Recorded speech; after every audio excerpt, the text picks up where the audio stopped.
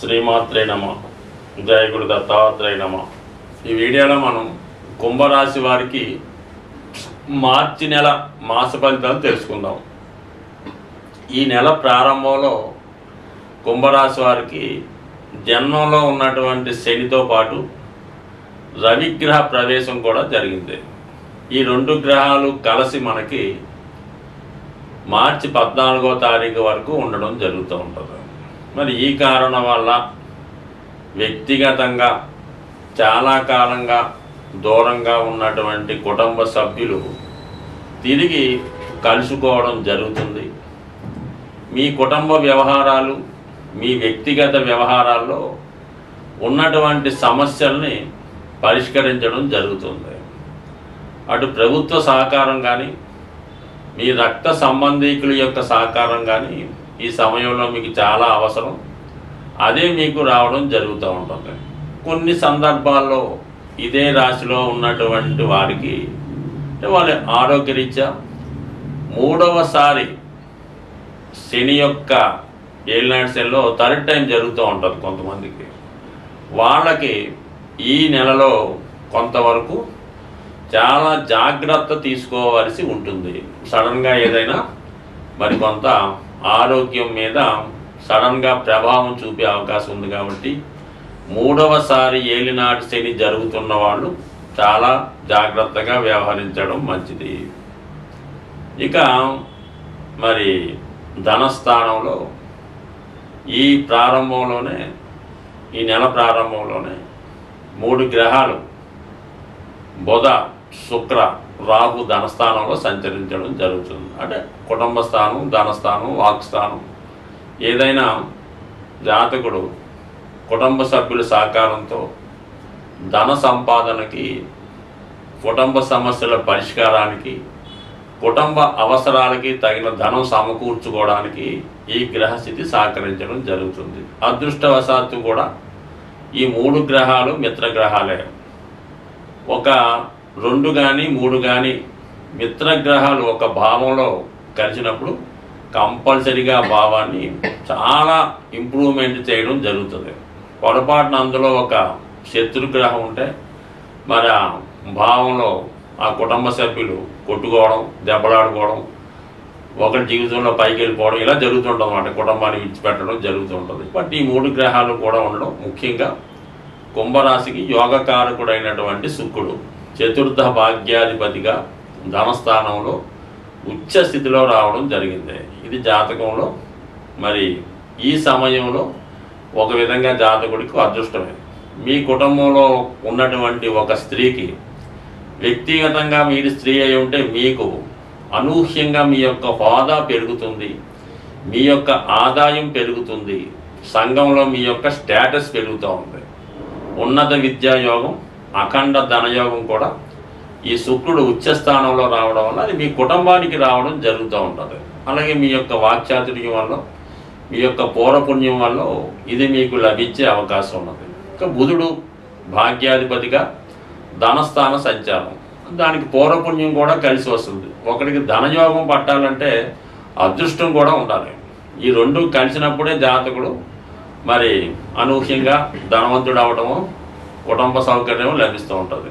ఈ విధంగా ఈ ధనస్థానంలో భాగ్యాధిపతి బుధుడు మరి అక్కడ ఉన్నటువంటి యోగకారకుడు శుక్రుడితో కలిసడం వల్ల నీచభంగ రాజయోగం ఏర్పడింది. అంటే శుక్రుడు ఆల్రెడీ ఉచ్చలో ఉన్నాడు, కానీ బుధుడికి ఏమైంది, ఈ నీచభంగ రాజయోగ కార్యక్రమం వల్ల ముందు ఫెయిల్యూర్ అవుతున్నట్టే అయి ఒకేసారి ఉన్నత స్థాయికి వెళ్ళడం జరుగుతూ ఉంటుంది. అంటే అప్పటిదాకా విమానం ల్యాండ్ లైన్ కొంతసేపు భూమి మీద ప్రయాణించి ఒకేసారి పైకి వెళ్ళడం జరుగుతూ ఉంటుంది.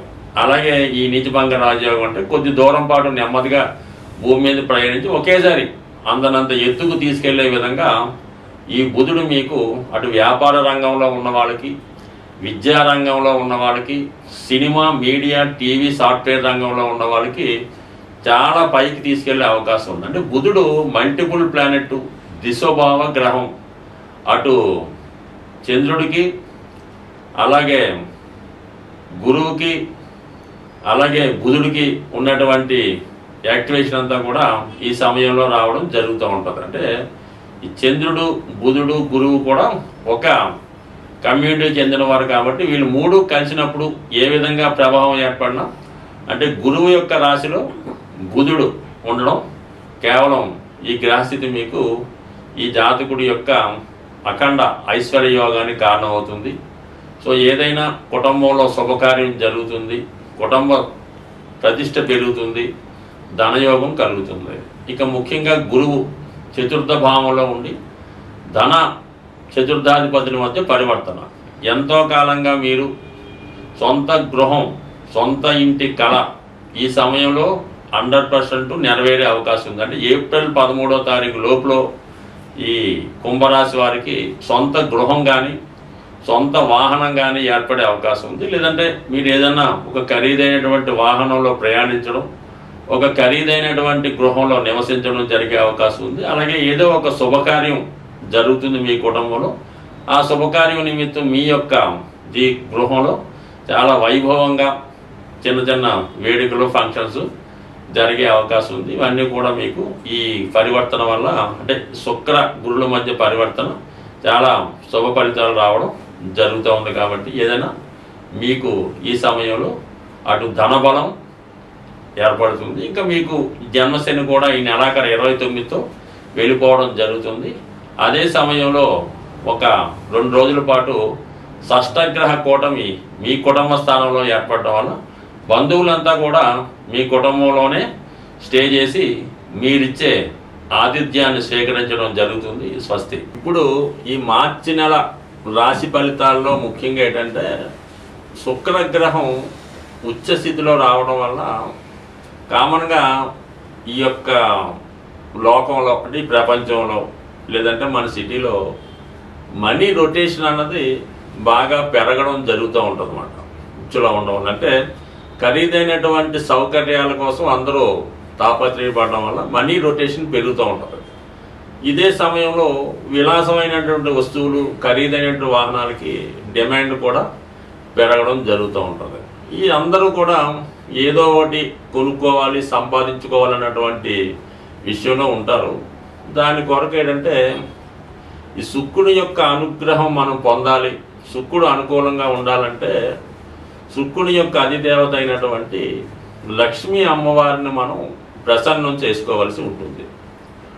ఈ లక్ష్మీ అమ్మవారిని ప్రసన్నం చేసుకోవాలనుకుంటే మరి కొంతవరకు శుక్రవారం, అంటే కొంత ప్రాంతాల్లో గురువారం కూడా అమ్మవారికి ఇష్టమైన రోజుగా చేయడం జరుగుతూ ఉంటుంది. బట్ ఓవరాల్గా శుక్రవారం అన్నది ఒక ముఖ్యమైన రోజుగా ఎన్నుకొని ఆ రోజు వరకు చాలా నియమంగా బ్రహ్మచర్యాన్ని పాటిస్తూ శుచిగా శుభ్రంగా ఉంటూ ఒక నిర్దిష్టమైనటువంటి సమయంలో కనకదార స్తోత్రం కానీ, లక్ష్మీ స్తోత్రం కానీ, శ్రీ సూక్తం కానీ పారాయణ చేయవలసి ఉంటుంది. అంటే పారాయణ చేయడం కూడా ఎలా ఉంటుందంటే మనం ఏదైతే చదువుతామో దాని అర్థం కూడా కొంతవరకు తెలుసుకొని చేయడం వలసి ఉంటుంది. అలాగే మీ గృహంలో ఒక ప్రశాంతంగా శుచిగా శుభ్రంగా ఉన్నటువంటి రూమ్ని ఎన్నుకొని లక్ష్మీ అమ్మవారి ఫోటో పెట్టుకొని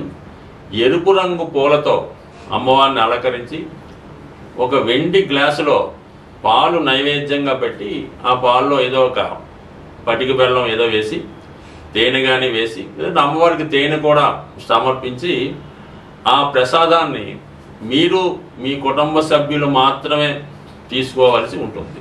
ఆ విధంగా తీసుకోవడం వల్ల చాలా వరకు ఆర్థిక పరంగా, అంటే మీ గృహం రోజు రోజుకి మంచి ఇంప్రూవ్మెంట్ రావడం జరుగుతూ ఉంటుంది. అలాగే కొంత అమ్మవారికి ఇష్టమైనటువంటి వస్తువులు సింపుల్గా ఉంటాయి, అంతే ఏమీ లేదు. తెలుపు రంగు గవలు, అంటే సముద్రంలో ఉండే గవలు ఒక 11 తీసుకొని ఆ 11 కూడా ఒక మంచి పసుపు రంగు వస్త్రంలో మూటగా కట్టి మీ యొక్క క్యాష్ బాక్స్లో పెట్టుకోండి. లేదంటే గోమతి చక్రాలు ఈ రౌండ్గా ఉంటూ మరి వాటి మీద ఈ యాంగిల్లో క్లాక్ వైజ్లో సింబల్ అలాగా ఉంటుంది.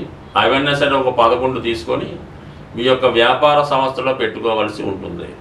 ఈ విధంగా చేసుకోవడం వల్ల సాధ్యమైనంత వరకు మీకు ధనయోగం కలవాలంటే శుక్రవారం రోజు పులుపు అన్నది నిషేధించడం మంచిది. అంటే పులుపుతో చేసిన వస్తువులు అవి తినకుండా మీరు ఆ రోజు నియమంగా ఉండడం వల్ల చాలా వరకు అభివృద్ధి అవకాశం ఉంది. బట్ అలాగే మీ గృహంలో ఒక కలశం, అంటే చెంబు, కొన్ని ప్రాంతాల్లో కలశం అంటారు, అది రాగితో తయారు చేయనటువంటి కలశాన్ని తీసుకొని దాని నిండా సమృద్ధిగా శుభ్రమైనటువంటి వాటర్ వేసి అందులో కొద్దిగా పసుపు ఉంచి, వీలైతే పీచుతో ఉన్నటువంటి కొబ్బరికాయ ఒకటి ఆ కలశం మీద ఉంచి ఇంచుమించుగా వారం అంతా కూడా దాన్ని జాగ్రత్తగా ఉంచి మళ్ళీ నెక్స్ట్ వీక్ కొత్తది పెట్టుకోవడం వల్ల అది ధనాకర్షణ యంత్రంగా మారి మీ యొక్క వ్యాపార సంస్థను కానీ మీ గృహాన్ని కానీ చాలా వరకు ముందుకు తీసుకెళ్తుంది. అయితే ఇటువంటి కలశం పెట్టుకున్నప్పుడు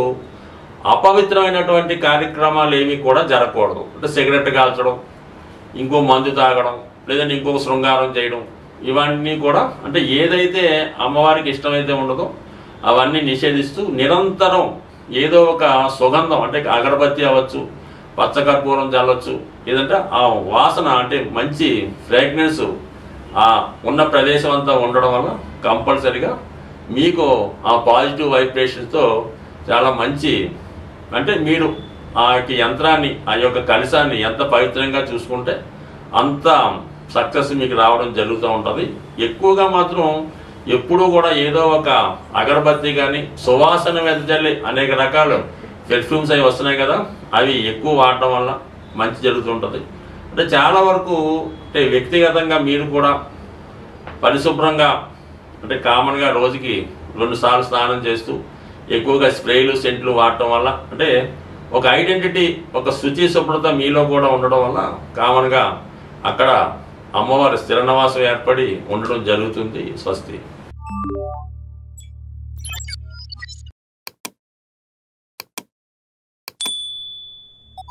you